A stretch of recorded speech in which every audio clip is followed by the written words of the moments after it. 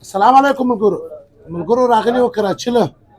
نو د موږ سره کوم شخصیت چې ناست دی یو شخصیت نه یم شوق زموږ دپاره شوق شخصیت نه یم ګرد یو رنګه خلک دي بس زنده دا زموږ شوقي چې موږ خوشحاله کوي شوق روزي خان شوق یې نوم دی شوق تعارف محتاج نه دی پر سوشل میډیا باندې و شوق نو څه وایه زما مینهوال ته څه وایه ستا مینهوال ډېر خواږه خلک دي بس پنکاران ګرد ښه خلک دي د مینې خلک دي د امن خلک دي پن معنا دا ده چې مطلب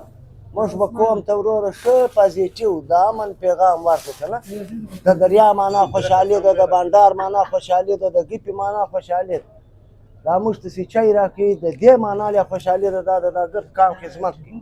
بس موږ ته د خدای توفیق راکړي چې موږ د کام خدمتونه په مړانه وکړو په ننګ یې وکړو ښایسته یې وکړو خپل فن خپل کردار د کام په خیر کې تمام پرون دې یوه خبره کړې تا دا ګرد راغلي دي ژړ ژړ کالي اغوستي موږ خو هم ګورو ژړ اغوستي پر یو ښکاره که ګرد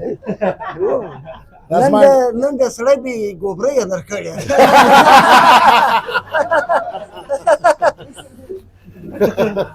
پروا ستا خبرې وه تا دلته یو څوک ټوکره راغلي ګورو ژړ اغوستي هغه دلته تر هغه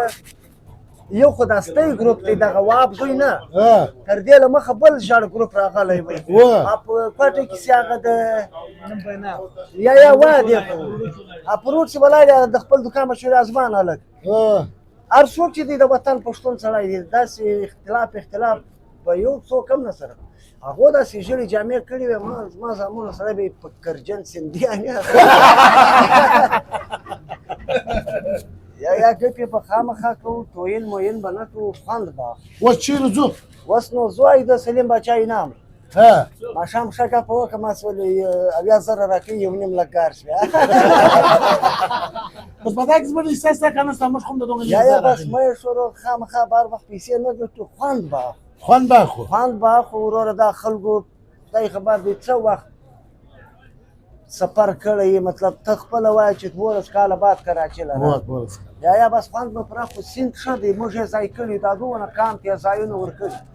کام به نو هم لږ ټنډه کېږي ګوزو به نه کېږي مطلب نه به جنګونه کوي نه به بدیانې کوي نه به ټینشنان جوړي بس د اخلاق ژوند به له هر چا سره کوي که نه بل دا څومره ښه خوند کوي چې ما نن روزي شوقي ولید شوق مې ولید لکه ویې ګوره ګرد دنیا ملګرو ژوندي اوسئ روزي خان شوق مو ولید اوس موږ هغه نوم نه سیادو دی زه شوقي نه یم یاره ویډیو مخکې سره شیر کړئ چار ځای ژوندي اوسئ زه پروګرام له د هغو ټلیفونونه ځئ